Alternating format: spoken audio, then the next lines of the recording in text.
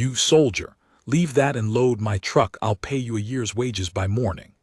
That was the first thing the man said to me, and the river was already in the lane behind him, brown and climbing, and I did not so much as turn my head. I had a sandbag in my arms, the wet Hessian heavy as a sleeping dog, and I set it on the rising course of the wall before I answered him at all, which was not at all. Behind that still face, I will tell you exactly what was behind it. I was counting. Counting bags, counting hands, counting the inches the water had taken since the bell rang. He took my silence for a price not yet agreed. He did not understand that there was no price.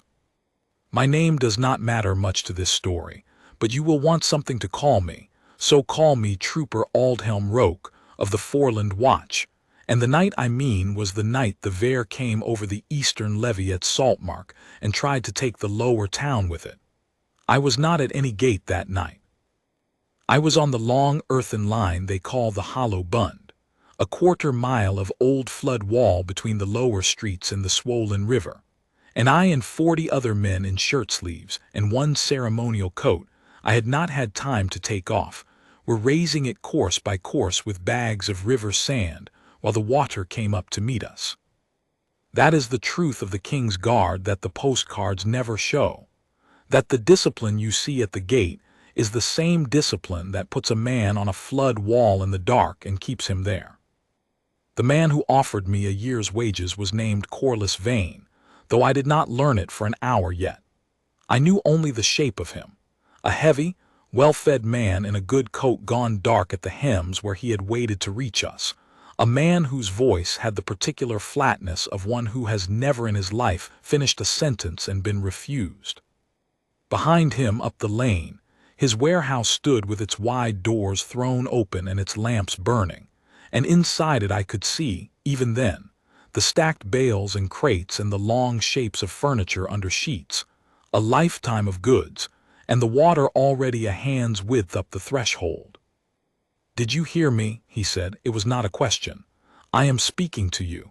There are 40 of you idling on this dike. I need 8 of you, 10 strong backs for 1 hour, my stock. Do you understand what is in that building? More than this whole street will earn in a generation. Leave the wall." I said another bag. Behind me down the line, the sergeant's voice went on in the dark, steady as a clock. "Pass it, set it, tread it, pass it," and I let that voice answer for me because it was the only answer that mattered. The wall first, the wall before everything. Behind the wall, in the lower streets, were the people who could not climb to high ground in an hour, the lying-in ward of the small infirmary on Tanner's Row, the almshouse with its 40 old folk, the families in the cellars of the rope walk who had not yet woken to what the river meant to do. The wall was the only thing between the water and them, and he wanted 10 of us off it for his bales. "I will not ask again as a courtesy," Vane said, and I heard the change in him, the courtesy curdling. "I will ask the next man as your employer. Money moves men, name it." The sergeant came up the line then, Sergeant Cuthwin Marl, a square gray man who had pulled drowned cattle out of this same river 30 years and feared neither it nor anyone standing dry beside it. He did not stop bagging as he spoke. "No one comes off this wall, sir," he said. "Not for a year's wages, not for 10. The wall holds the streets. You're welcome to fill bags if you've a back for it. Otherwise you're in our light." I thought for one foolish moment that the plain arithmetic of it would reach him, that a man could stand on a levee in the dark, with 1,000 sleeping souls behind it, and understand that his bales were bales and the souls were souls. I have learned since that this is exactly the understanding such men have spent their whole lives unlearning. Vane looked from the sergeant to me, to the red coat, I think, that marked me as the one whose discipline he most wanted to break, because a thing that will not bend is an insult to a man who has bought everything he ever wanted, and something in his face decided that I was the lever. "You," he said again to me alone, "the guard, you're trained to obey. I'm telling you to come." The river answered before I did.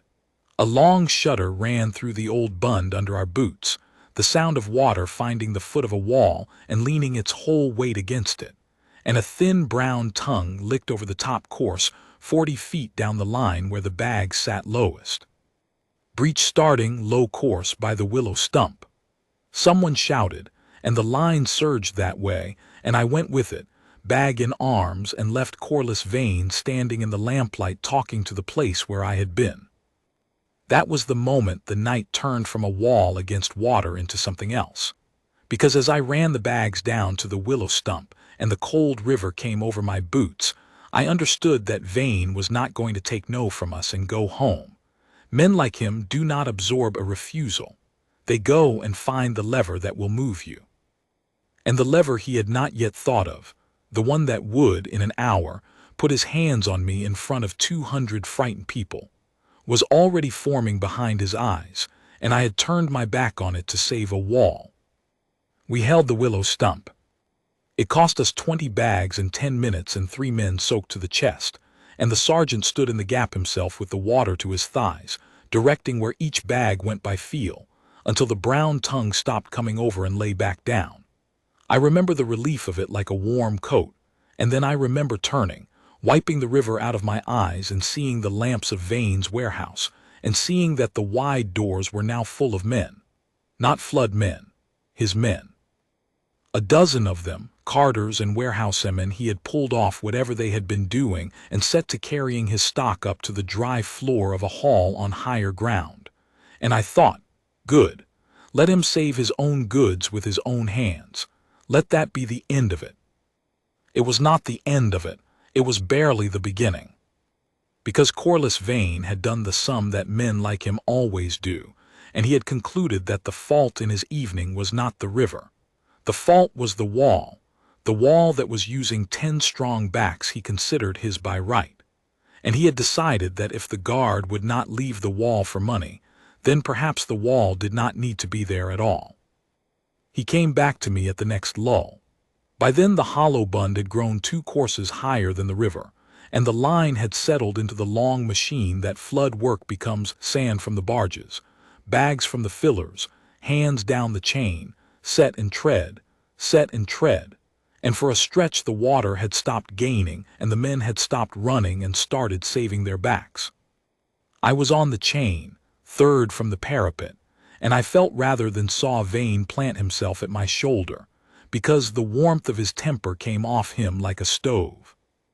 "There's a culvert," he said low, as if we were 2 men sharing a confidence. "Under the bund by the old mill sluice, a drain. If a man were to lift the boards on it, the river would have somewhere to go. That wasn't my street.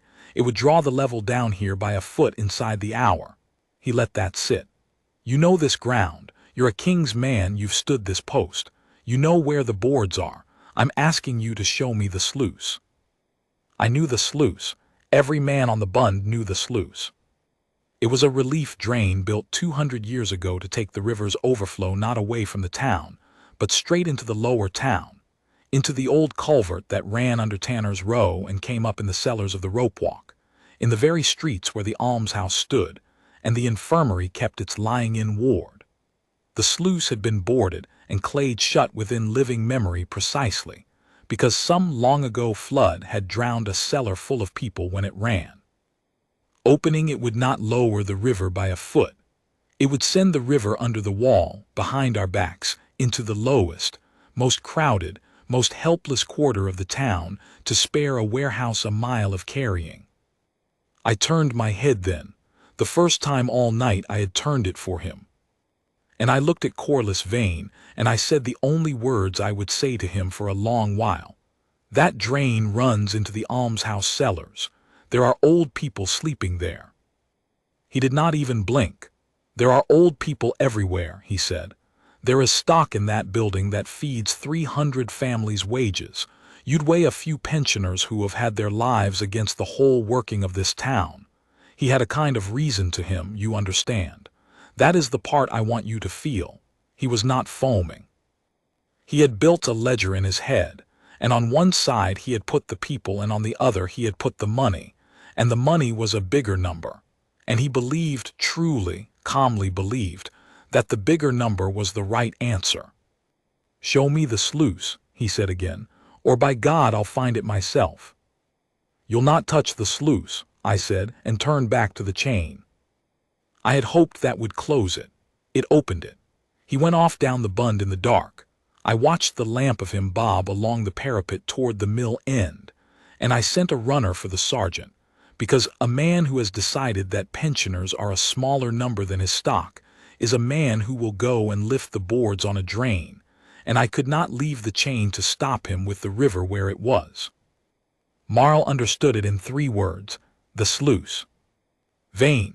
He put 2 men with shovels and a lantern at the boarded mouth of the old drain with orders to let no one near it, and he sent word down to the lower town, to the warden of the almshouse and the matron of the infirmary, to begin moving the helpless to the upper floors and the high ground, not because the wall was failing, but because a man with money had decided their cellars were expendable.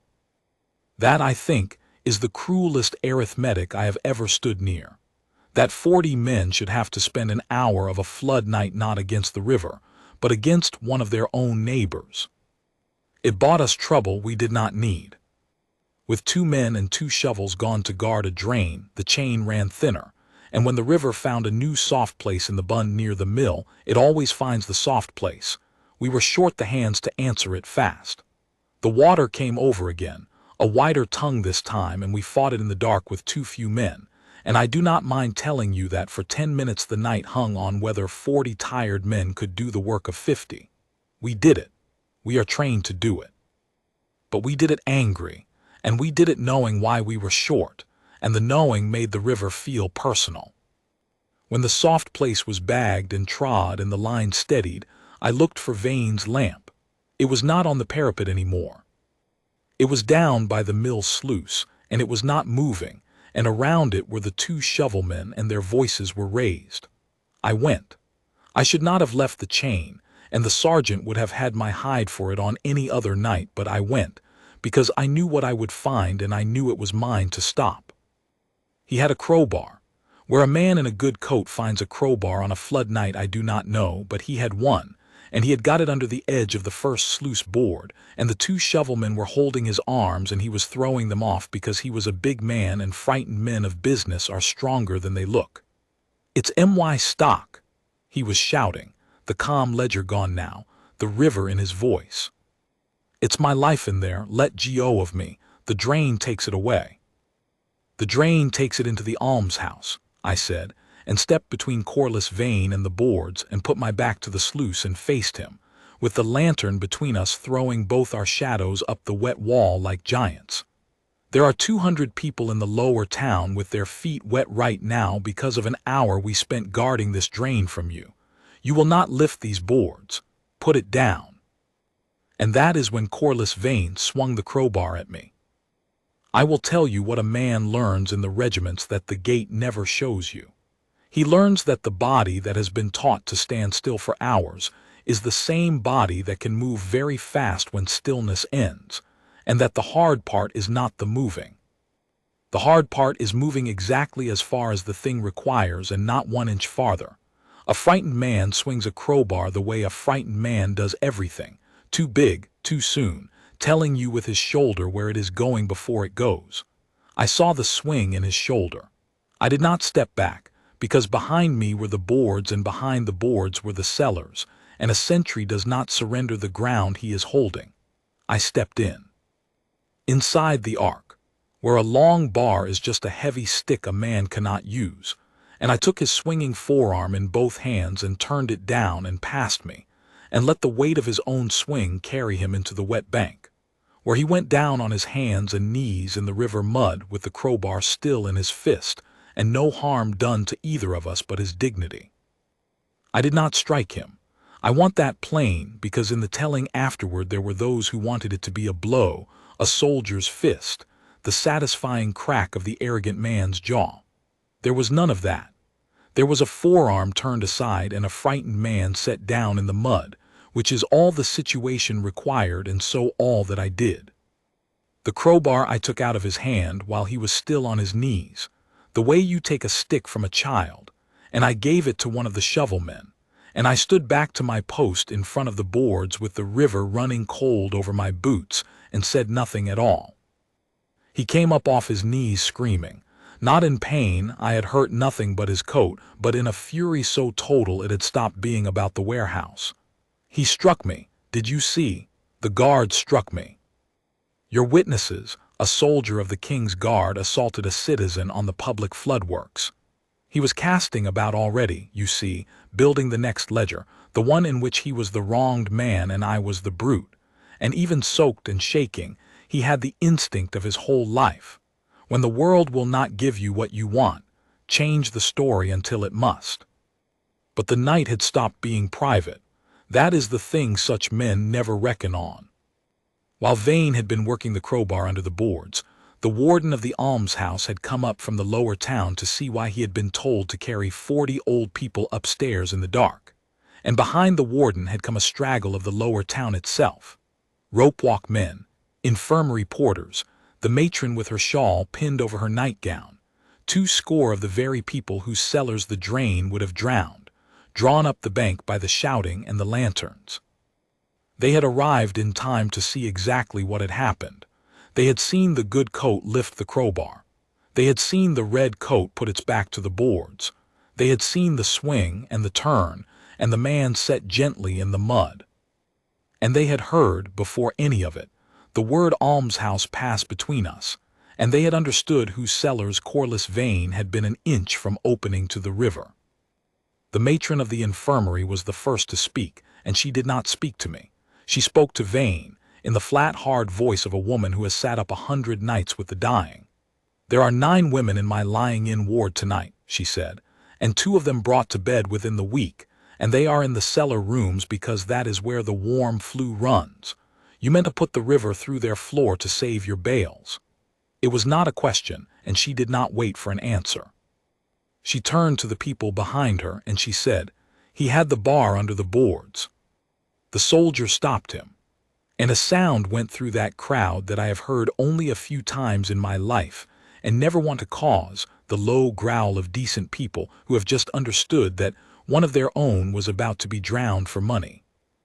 Vane heard it too, and to give the devil his due, he was not a stupid man, only a man whose cleverness had always served his appetite, and his cleverness now told him, faster than his fury, that the story he had been about to build, the brute soldier, the assaulted citizen, would not stand up in front of 40 witnesses who had watched him swing first. So he changed the ledger again, mid-stride, the way he changed everything. I was confused, he said, and you could hear him finding the new shape of it even as he spoke.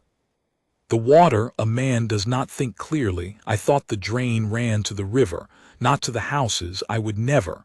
He spread his muddy hands. Surely no harm was done. The boards held. Let us not make a tragedy of an honest mistake on a hard night. It was no mistake, I said, the first words I had spoken loud enough for the crowd to hear. You were told 3 times where that drain runs, by the sergeant, by the shovelman, and by me to your face before you swung. I did not raise my voice. I have found that the truth carries better at a level pitch. A shout sounds like a quarrel, but a flat, plain sentence sounds like a verdict. You knew it ran to the almshouse. You decided the almshouse was a smaller number than your stock. There is your honest mistake. The sergeant arrived then. He had felt me leave the chain and come to find out why, and he came over the parapet and took in the whole scene in one sweep of his gray eyes. The crowbar in the shovelman's hand, the prized board, the man in the good muddy coat, the crowd of the lower town drawn up like a jury. He did not ask me what had happened. He asked the crowd, who saw it from the start. He said, and a dozen hands went up, and the matrons and the wardens and Sergeant Cuthwin Marl nodded once slow, the way a man nods when the work of judging has just been taken off his shoulders by the plain weight of witnesses. Then it'll keep till the river's down, he said. Bind his wrists, gentle, and sit him in the watch hut and put a sober man on the door. We've a wall to hold. The law can have him at first light, and it'll have 40 mouths to tell it what he did. He looked at Vane almost kindly. You'll keep, sir. The river won't. Get off my bund. They did not drag him. That is not how we do it. 2 rope-walk men, the same men whose cellars he would have flooded, took him by the elbows with a courtesy he had never once shown them and walked him to the watch hut on the high bank and sat him down out of the wet. and gave him a blanket, because that is what decent men do even to a man who would have drowned them. And that contrast, the gentleness of the wronged toward the man who wronged them, was a harder judgment on Corliss Vane than any blow could ever have been. I saw it land on him as the blanket went round his shoulders. I saw him look at the men's hands being kind to him and understand, perhaps for the first time in his comfortable life, exactly what kind of men he had been weighing against his bales. And then I went back to the wall, because the wall was the only thing that had ever been the point. The river had not waited for our quarrel. It never does. While we had spent our hour and our 2 men and our tempers on Corliss Vane and his sluice, the Vare had risen another foot in the dark, and the worst of the night was still in front of us, and it came on the high water 2 hours before dawn. I have stood through bad nights on that bund. That was the worst. The river came up to the very lip of the bags and lay there, heavy and patient, looking for the 1 week yard in a quarter-mile, and we ran the line rag trying to be at every yard at once. The sergeant put the whole strength of us, every back, fillers and chainmen, and the 2 who had guarded the sluice. No man spared now. Onto the half of the bund nearest the lower town, because if the wall was going to go anywhere, better it went where we could throw the most bags fastest, and not over the unattended end into the cellars. And then the call came that every flood man dreads, and no flood man can refuse.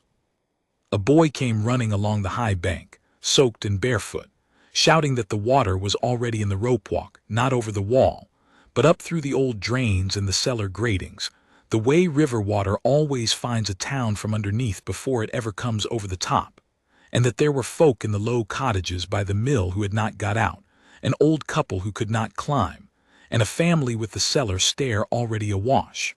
The wall was holding. The town was flooding anyway from beneath, the slow, patient way, and somewhere in the dark behind our backs there were people with the water rising in their rooms. The sergeant looked at the wall and looked at me. There is a thing that passes between men who have worked together a long time that does not need words, and what passed between us was the whole of the night's argument made plain, that the wall was never the point. The wall was only the means. The point was always the lives behind it, and now some of those lives were past the wall's help and needed hands instead. "Take 3, Marl said. "Roke, take 3 and the flat boat and go. The wall's mine. Bring them out." I took 3, 2 rope-walk men who knew the lanes and a young trooper named Selwyn who had never seen a flood, and would see this one to the end of his days. And we put the flat-bottomed punt into the black water at the foot of the bund, and poled into the drowned lower town, and I will not dress up for you what that was. It was cold and it was dark and the water was full of the wrong things floating, and every cottage we passed was a question with no good answer. We found the old couple by the mill on their kitchen table with the water at the table's edge, and the man holding his wife's hands, and both of them past being frightened, into that terrible calm of people who have decided how the night will end. It did not end that way. We took them off the table and into the boat, the old man last, insisting his wife go first, and his wife insisting the same of him, the 2 of them arguing about whose life was the smaller number even then, even there. And I thought of Corliss Vane in his warm blanket in the watch hut, doing the same sum and getting it monstrously wrong, and I understood that the whole difference between a good man and Corliss Vane is which way you round the figures when a life is on one side of them. There is a discipline to a rescue boat that no one teaches you, and the river teaches you in an hour. You cannot save everyone at once, and you cannot take everyone you find, and you must learn in the dark, with hands reaching for you out of windows, to do the thing that saves the most and not the thing that quiets your own heart fastest. Twice that night I had to say to a frightened soul, "We will come back and pole on past," because the punt would take only so many and there were others closer to the water. And twice we came back, because a man who says we will come back on a flood night has made the same promise a sentry makes at a gate, and there is no breaking it. That is the same standing as the wall. That is the same standing as the post. You hold the thing you said you would hold, against the river, and against your own wish to do the easy kindness first. And you do the hard right thing in the right order, though every nerve in you wants to grab the nearest hand and pole for shore. We found the family with the cellar stair awash, and we got the children up through a back window into the boat hand over hand. And here I will say only that they were got out, dry and whole and frightened, and passed up to the high bank into the matron's arms, because the dignity of frightened people is not mine to spend in the telling. We made 3 trips of it before the water stopped rising, and on the last trip, poling back empty-handed through a lane I thought we had cleared, young Selwyn's lantern caught a hand at an upper window, and we got a bedridden man down a ladder into the punt who would not have lived to see the morning. And that, I think, was the man the whole night had been for, though I will never know his name. He gripped my wrist as we laid him in the boat, and he said, "Why did you come for me?" in the voice of a man who had heard, somehow, lying up there in the dark, that down on the Bund a soldier had refused a rich man's gold to keep the wall between him and the river. "Because that is the post," I told him. It was the only answer I had, and it was the true one. The wall held. That is the plain end of the river's part of it.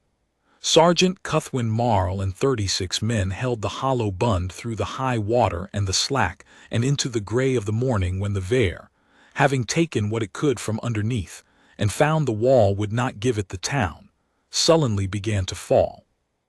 By full light it was a foot below the bags and dropping, and the men were sitting where they had stood, gray-faced and soaked and too tired to be glad yet, and the lower town was wet to its knees and frightened and alive, every soul of it, the almshouse and the infirmary and the lying-in ward and the rope-walk cellars. Every old pensioner Corliss Vane had been ready to drown, every child we had handed up through a window. Not one life lost. Goods enough lost to break a smaller man than Vane, and the lower town's furniture floating in its streets, and a season's wages spoiled in 100 cellars, but not one life. The wall and the boat had spent the night putting lives before property, and in the morning the ledger of it was as plain as the sergeant's flat gray eyes. The property could be earned again. The lives could not. They came for Corliss Vane at first light, exactly as the sergeant had said they would, and they came with the whole of the lower town to tell them what he had done. The constables of Saltmark found him in the watch hut, dry now, the blanket round his shoulders, his good coat caked and stiffening, and they found waiting for them more witnesses than any case I have ever heard of. The warden of the almshouse, the matron of the infirmary, the 2 shovelmen, the rope-walk men who had walked him kindly to the hut, the boy who had carried the alarm, and a crowd of plain, frightened people who had stood on the bank and watched a man in a fine coat try to lift the boards off a drain that ran into their cellars. The constables did not need me to make the case. The whole town made it for them. But they took my word too, plainly given, because a sentry's account of what he stood between and why is worth something in any court, and I told them what I have told you, that he was warned 3 times, that he swung first, that I turned the blow aside and struck no blow of my own, and that the wall and the drain and the lower town were never mine to give him for any sum of money on this earth. He was charged that morning, and charged heavily, because the law of Saltmark took a very dark view indeed of a man who had tried to flood a town full of his sleeping neighbors to spare his own goods a wetting. They charged him with the attempt on the sluice, with endangering the whole lower town, the almshouse, the infirmary, the lying-in ward, and they charged him with laying the crowbar against me on the public works, which in that country is no small thing, for to strike a king's man holding the flood line in a crisis is to strike at the line itself. His lawyers tried, in the weeks that followed, every shape of the ledger he had tried on the Bund. They said he was confused by the water. They said he had not understood where the drain ran. They said no harm was actually done, the boards having held. And every shape of it broke against the same plain rock. 40 witnesses who had heard him told 3 times where the drain ran, and had watched him decide that it did not matter, and had watched him swing a crowbar at the man who stood in his way. You cannot argue a confused man out of a thing he was warned of 3 times and chose anyway. The court did not even try to. It convicted him on all of it. He lost more than the case. That is the part the man himself never saw coming, the part his ledgers could not hold. The lower town does not forget.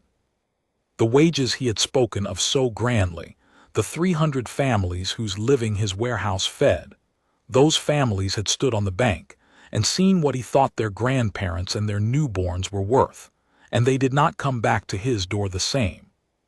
His business did not so much fail as quietly turn away from him, the way a town turns its shoulder to a man it has measured and found wanting. The carters would not cart for him, and the rope walk would not rope for him, and the men who had carried his bales to high ground that night to save his stock would not lift a finger for him again, now that they knew he would have drowned their mothers to spare those same bales.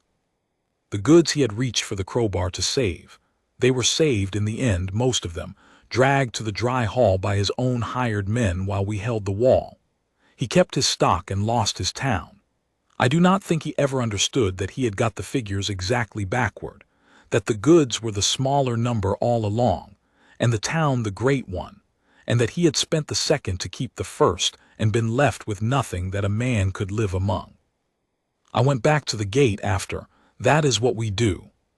The flood falls, the bags are emptied back into the river they came from, the bund is dressed and patched and made ready for the next high water, and the men who held it go back to the posts they came from, and the postcards go on showing the still red coat at the gilded gate as though that stillness were the whole of us. It is not the whole of us. I have stood that gate 10,000 hours and never moved, and I have stood a flood wall one night and not moved off it for a year's wages or a crowbar's swing, and they are the same standing. The crowd at the gate sees a man who will not react and thinks the not reacting is the discipline. It is not. The discipline is knowing what you are standing between, and never once, for any money or any threat or any clever ledger, letting the thing behind you be weighed against the thing in front of you. The wall stood between the river and the lower town. I stood between Corliss Vane and the boards. Behind both of us were the same sleeping people. There was never any sum to be done. I saw the bedridden man again, the one from the upper window, the one who asked me why I had come. He mended, and in the spring his daughter brought him in a chair down to the rebuilt bund to see it, and they sent word to the watch, and I went down off duty in my plain coat to stand a minute beside his chair. He did not say much. Old men who have been that close to the water seldom do. He looked a long time at the new bags dressed along the wall, and at the boarded sluice with its fresh boards and a new iron grill bolted across it now so that no frightened rich man could ever again get a bar beneath it, and then he looked at me and said, he'd have had us that one, for his bales. And I said he would, but the wall held. And the old man nodded and said the thing I have carried since, the thing that is the whole of it. It wasn't the wall that held. It was the man who wouldn't get off it. I have thought about that more than he will ever know, because he was right, and he was right about more than me. A wall of sand is only as good as the men who refuse to leave it, and a man is only as good as the moment he is told to weigh a life against a price, and answers with his back to the boards. Corliss Vane did his sum and got a town's worth of contempt, and a lifetime alone among his saved goods. The 40 of us did ours and got nothing but wet and tired in the morning, with every soul behind the wall still breathing. I would do the sum the same way 1,000 times. There is no figure you can put on the far side of a life that makes the trade an honest one, and the man who stands the post knows it in his bones and stands there, and does not move, and lets the river and the rich man both break against the simple fact of him. That is the post. It was never the wall. It was always the man who would not get off it.